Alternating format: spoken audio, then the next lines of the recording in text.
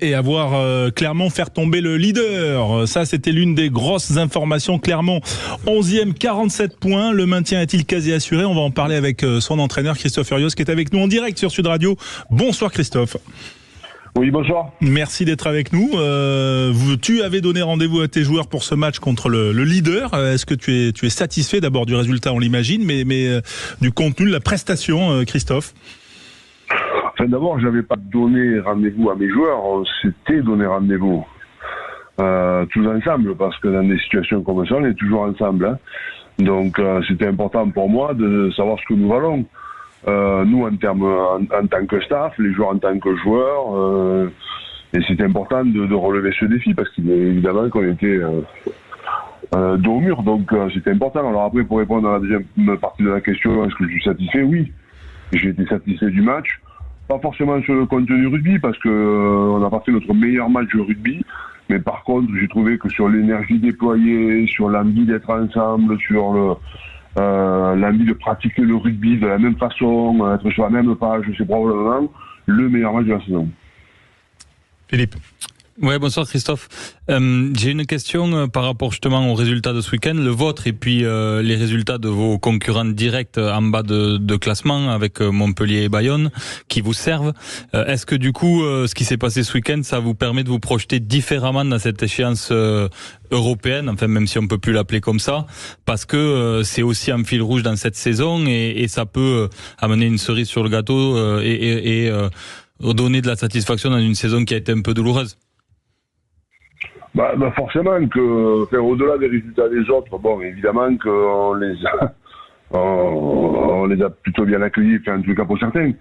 Ce qui est important, c'est nous, ce que nous avons, ce que nous sommes capables de faire, quoi.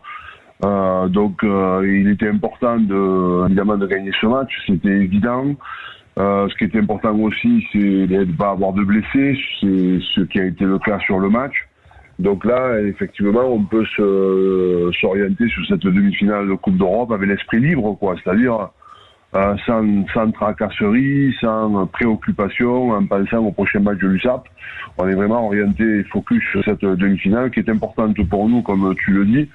Et finalement, voilà, on est à le match d'un trophée et ça nous motive énormément de jouer cette très belle équipe des Sharks, quoi. Les Sharks de Durban, effectivement, qui seront l'adversaire, c'est à Twickenham, au Stoop, le stade des Harlequins. Ça sera ce week-end. Yoann Huget avec nous et avec Christophe Furios, qui est notre invité et qu'on est très heureux d'accueillir au cœur de la mêlée. Yoann. Salut Christophe. Écoute, j'avais juste une petite question parce que on s'est croisés pas mal de fois et en fait, t'as toujours eu des équipes combatives ou à ton image assez rugueuses et la question que je me posais quand je vous ai vu jouer ce week-end, c'est comment, je sais pas, peut-être assez d'expérience ou de recul, mais comment on peut la prestation contre Bordeaux. Oui. Allô. Oui. Ouais, je vous ai perdu. J'ai pas compris la fin de ta question, Yoann. Non, c'était comparé au match que vous avez fait ce week-end. Tu dis que c'est pas abouti, mais moi j'ai pris énormément de plaisir devant votre match. Et comparé au match que tu as fait le week-end dernier, quels ont été les leviers en fait, parce que l'équipe de Bordeaux du Stade Français elle joue le haut de tableau et c'est du même acabit. Et vous faites deux prestations totalement différentes. Ouais, alors. Bon, effectivement, les problèmes que nous rencontrons dans la saison, c'est cette régularité, cette capacité à reproduire les mêmes prestations ou en tout cas s'en rapprocher. Et c'est vrai que dans ce top 14, c'est la jungle, hein, donc les équipes qui vont être dans le top 6, c'est celles qui ont le plus de solidité, qu'elles soient de cohésion physique et de rugby évidemment. Et nous, aujourd'hui, tout au long de notre saison, on souffre de ça, quoi. On souffre de manquer de régularité d'un match à l'autre, mais même du mi-temps à l'autre. Hein. Alors, après, c'est toujours pareil, ça se joue à tellement peu de choses. Nous, je vais pas refaire le film de la saison, mais on a 3-4 situations dans la saison, avec les mêmes matchs, en réussissant 3-4 situations un peu mieux gérées. On devrait avoir facilement 10 points de plus. Alors c'est vrai pour tout le monde, hein, Mais nous, ça a été vraiment criard et ça nous a empêché de travailler sur la confiance. On a toujours été dans la réaction. Alors, effectivement, le match à Bordeaux faisait suite d'un très bon match contre l'Ulster, où j'avais trouvé justement que le contenu du rugby avait été plutôt très bon, et on n'a pas réussi à le faire. Alors après, le match de Bordeaux, ouais, c'est étonnant ces matchs, parce que parfois, on est capable de dérailler tout seul. On prend quand même 2 ou 3 essais avec rien, quoi. Hein. Pour moi, le match de Bordeaux, par exemple, il y a 2 images. La première, c'est le coup d'envoi qu'on reçoit. Il y avait un vent qui était assez violent, un coup d'envoi, et on s'emmerde pour sortir de notre camp. On met 3 heures et finalement on perd le ballon. Et la dernière action où on est dans le but pour marquer, on n'arrive pas à marquer. Il y a 2 passes après, il y a interception, on prend un essai à sa mère. Ça, c'est nos tracasseries de la saison. Voilà, on n'est pas suffisamment costaud, on n'est pas suffisamment dur, on n'est pas suffisamment ensemble pour avoir cette régularité. Alors après, les leviers, ils ont été... Et Christophe, pardon, comment ça se travaille ça au quotidien, justement, pour redonner ce petit supplément de... C'est toujours pareil, c'est des vieilles recettes, mais pour le moment, je ne connais pas d'autres. D'abord, il faut survivre. Ça me paraît être important. Et la deuxième, c'est évidemment de travailler avec les leaders, de chercher des solutions avec les leaders, d'avoir une semaine qui corresponde au match qu'on va jouer, d'avoir un plan de jeu qui correspond à l'équipe qu'on va jouer, à faire des choses simples et bien les faire, quoi. Voilà. Donc on a cherché non pas à se dire que c'est un match pour le maintien, parce que d'abord je ne le partage pas. Moi je joue les matchs pour les gagner, il reste peu de matchs, il y a encore 20 points à distribuer, il va se passer plein de choses encore dans ce championnat. Donc il fallait vraiment rester dans notre bulle. Donc tu estimes que l'ASM n'est pas maintenue, même si on peut penser quand même qu'avec, je crois, plus 9 points sur Montpellier. Je parlerai pas de maintien, je parlerai pas de top 6. Aujourd'hui, on n'en est pas là. Ce qui m'intéresse, alors évidemment qu'il y a cette parenthèse de Coupe d'Europe qui va nous faire du bien, qui nous fait du bien, même si ça sera un match hyper dur, mais ça nous fait du bien. Après, je parlerai du prochain déplacement qu'on a, c'est l'USAP, et à l'USAP, même si c'est une équipe qui est dans une dynamique incroyable, qui fait bouger les foules, et ça c'est top pour notre rugby, on ira là-bas pour prendre le maximum de points, et puis après on fera les comptes à la fin. Et ce qui est important dans ces situations-là, dans laquelle nous vivons, c'est faire en sorte encore une fois d'avoir des relations entre les joueurs et le staff, mais surtout avec les leaders très clairs, très précises, ce qu'on a besoin de faire. Avoir une semaine qui nous prépare pour le match. Alors c'est de la palissade ce que je dis, hein. Mais dans des moments comme ça, il faut rien inventer. Il faut juste bien travailler, être précis, avoir les idées claires de comment on va attaquer le match, et puis que chacun fasse son job le mieux possible. Philippe. Oui, Christophe, j'avais une question un peu plus générale sur ton évolution de carrière et le management. Quel regard tu portes sur l'évolution du rugby, cette nouvelle génération? On sait que t'aimais aller chercher des ressorts un peu psychologiques, à l'orgueil sur tes joueurs, aller bouger un peu. Est-ce que t'as dû t'assouplir avec cette génération, ou est-ce que il y a exactement les mêmes leviers, les mêmes ressorts à aller chercher que quand t'as commencé? Tu sais, ça m'amuse cette question. Non mais je comprends, mais elle est réelle. Elle m'amuse cette question. Je vais te répondre de façon simplement. Tu sais, il y a très longtemps que je suis dans le rugby. J'ai commencé à entraîner en 2000, dans les années 2000, je suis avec des pros. Mais j'ai commencé à jouer très tôt, 85. Et tu sais, les groupes, pour moi, ils évoluent pas. Pour moi, ils évoluent pas, les groupes. C'est la même chose. C'est-à-dire qu'à mon époque, quand je jouais, tu avais toujours le super mec, le super joueur, le gendre idéal, l'enfoiré, le feignant. Et aujourd'hui, on a les mêmes choses. T'as le fiable, le mec, l'enfoiré, celui qui n'est pas courageux, celui qui est courageux, le leader, le mec costaud. C'est la même chose. Ce qui change réellement aujourd'hui, c'est les contextes. C'est la médiatisation, c'est les agents, c'est l'argent. Ça fait changer les hommes, quoi. Alors on me parle de cette nouvelle génération. Mais moi, la nouvelle génération, aujourd'hui, je peux avoir des problèmes avec des mecs qui sont pas de la génération Z. Et je peux avoir de super belles relations avec les joueurs qui sont de la génération Z. Je vais te prendre l'exemple de Baptiste Jonot. Je trouve que Baptiste Jonot, il a 20 ans aujourd'hui, c'est un superbe gamin, travailleur, leader, prend ses responsabilités. Et j'ai une relation qui est une relation fantastique avec lui. J'en ai d'autres avec des anciens avec qui ça match un peu moins. Tout simplement parce que pour moi, un joueur de rugby, c'est toujours aussi simple que ça. Mais tu dois chercher à être le meilleur possible, chercher à progresser, chercher à faire avancer ton équipe. Et moi, j'aime les mecs comme ça, qu'ils aient 20 ans ou qu'ils en aient 35. Si t'es pas dans cette façon de fonctionner, j'aurais du mal à matcher avec toi, surtout si tu cherches pas à avancer, quoi. Ah mais c'est intéressant et c'est rassurant. Ça veut dire que malgré le contexte, les joueurs ils restent quand même assez hermétiques et on peut être assez rassuré sur les leviers. Encore une fois, c'est pour ça que cette question elle me fait rire. Mais ce sont des hommes, quoi. Et les hommes, ils changent pas, quoi. C'est la même chose. Et ce qui a changé, Christophe, c'est le club, l'ASM, qui est, on va dire, qui a un passé, une identité particulière. Moi, j'entendais beaucoup de doutes sur le fait que toi, tu puisses t'intégrer dans cette grosse machine, moi, que je connais peu, mais en tout cas qui dégage un côté très corporate, on va dire. Et qu'en est-il aujourd'hui et comment tu vis, toi, l'ASM? D'abord, tu sais, l'ASM fait partie de ces clubs que j'ai... je l'ai assez dit, je vais le retirer là, mais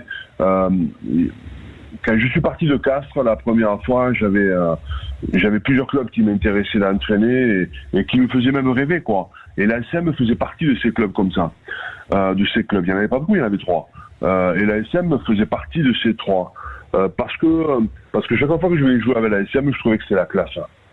Tant sur l'accueil des supporters que sur l'accueil de l'équipe. Bon, après, sur un terrain, un peu moins, hein. Mais bon, ça, c'est la compète.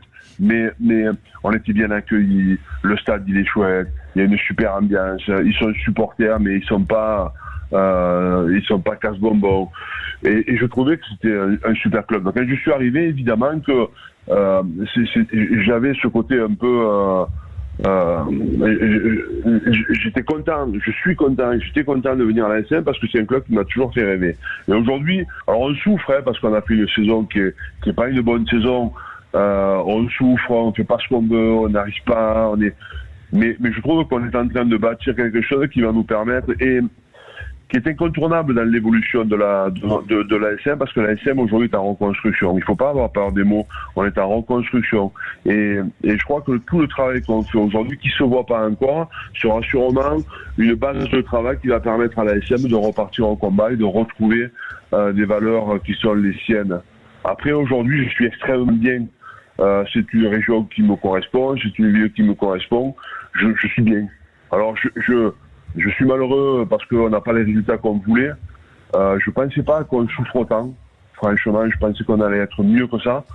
Donc, aujourd'hui, c'est un gros club, comme tu l'as dit. Il y a un énorme territoire, il y a une passion qui est fantastique pour ce club. Aujourd'hui, sportivement, on n'est pas à cette hauteur. On est en train de faire des choses qui vont nous permettre d'être à la hauteur de la passion de ses supporters dans quelques temps. C'est un passage obligé en fait aujourd'hui. J'aurais pas pensé qu'on souffre autant, mais aujourd'hui je suis au cœur de la reconstruction. Et c'est pas facile tous les jours, mais j'ai les mains dans le cambouis, mais j'ai pas les genoux à terre. Je regarde devant et j'avance.